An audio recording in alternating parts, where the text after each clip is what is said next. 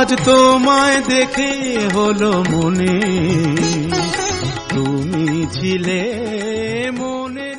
Hello friends, তোমরা সকলে কেমন আছো? দেখো, আজ আবার একটা ফাটাফাটি নিরামিষ পদ নিয়ে তোমাদের সামনে চলে এসেছি।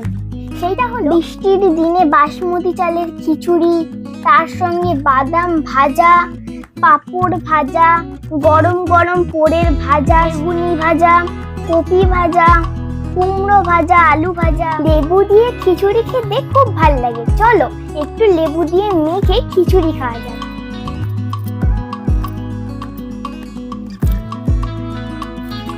অসাধারণ। পোড়ের ভাজাটা একটু খেয়ে দেখি তো। দারুণ। ওহ, কি মুচমুচে হয়েছে। তোমরা সকলে কি খাবে জানাবে কিন্তু কমেন্ট করে। কাল আবার নতুন রেসিপির খাবার নিয়ে চলে আসবো। লাইক, কমেন্ট এবং শেয়ার করবেন।